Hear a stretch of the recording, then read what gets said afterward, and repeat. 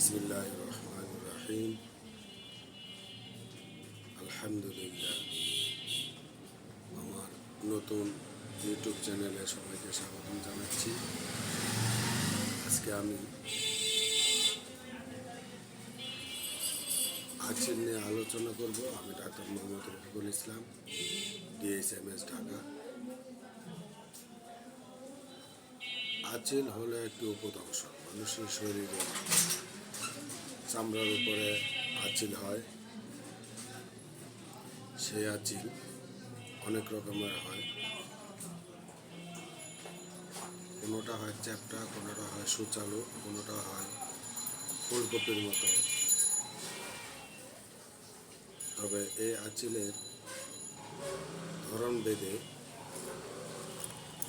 এক এক রকমের মেডিসিন প্রয়োগ করতে হয় এবং রোগীর সিমটমের উপর ভিত্তি করে কিছু মেডিসিন, সবগুলো মেডিসিনই প্রয়োগ করতে হয়।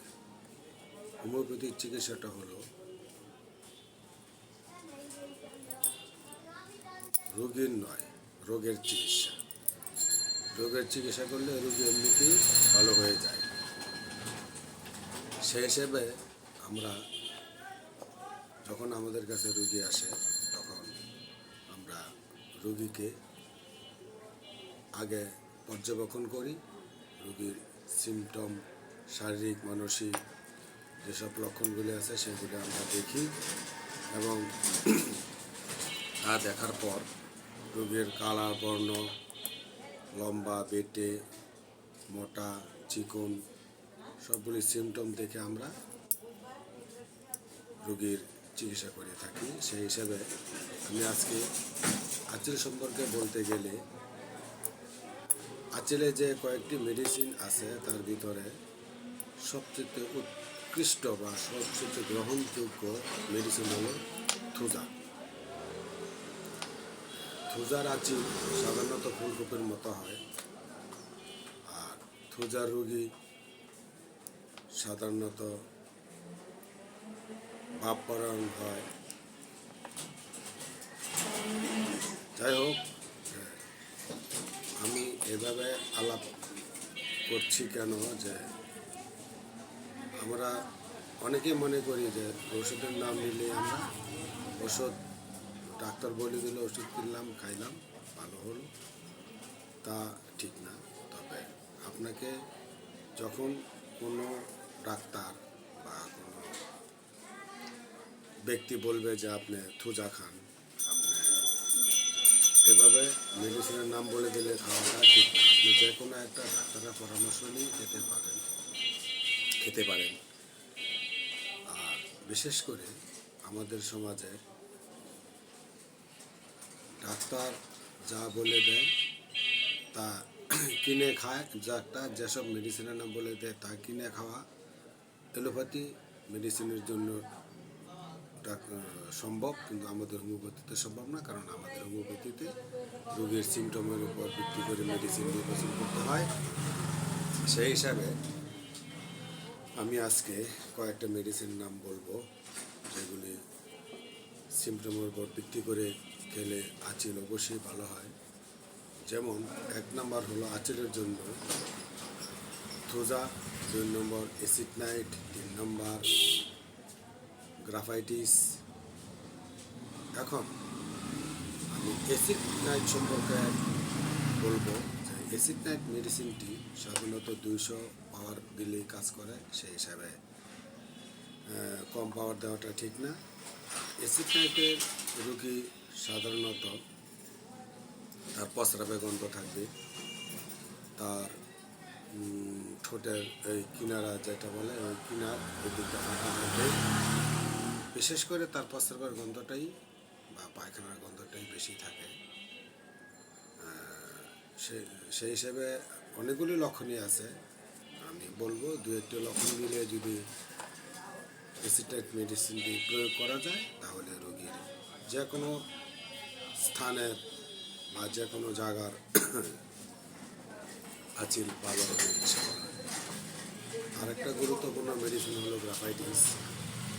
গ্রাফাইটিসের রোগী আমাদের সামনে আসলে আমরা আগে রোগীকে দেখি যে রুগীর গাত্রবর্ণ বা গা বর্ণ বা শরীর বডি কীরকম হয়, সেই হিসাবে আমরা প্রথমে গ্রাফাইটিসের রুগীকে অবজার্ভ করলে দেখি যে রুগী মোটা, খাটো, সাধারণত কালো। বিশেষ করে গ্রাফাইটিসের 3টি লক্ষণ আছে: মোটা, জটা, চটা। গ্রাফাইটিস রোগীর মেন যে সিমটম তা হলো মোটা। রোগী মোটা হবে এবং তার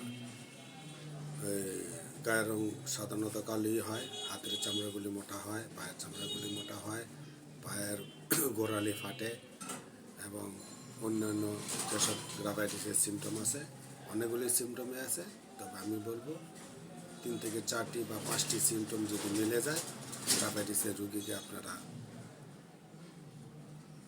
মেডিসিন 200 পাওয়ার থেকে শুরু করতে পারেন, বা 200 পাওয়ার দিলে ভালো কাজ করে।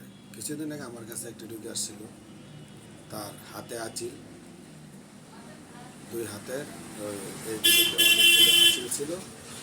প্রথমেই তাকে আমি দেখি বুঝতে পারলাম যে সে গ্রাফাইটিসের রুগী।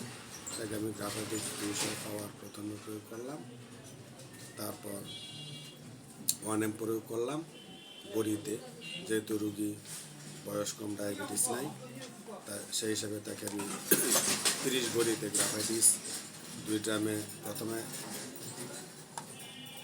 1 ফাইল খাইলো, তারপর আরেক ফাইল খাইলো। আলহামদুলিল্লাহ, রুগী সুস্থ হয়ে গেল। গ্রাফাইটিসের আরও কিছু লক্ষণ আছে।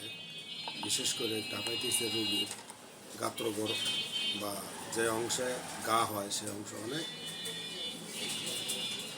দুর্গন্ধযুক্ত হয়। কিছুদিন আগে আমার কাছে একটি 4 মাসের বাচ্চা আসছিল। তার আগে অন্য সব ডাক্তাররা তাকে রাস্টক্স এবং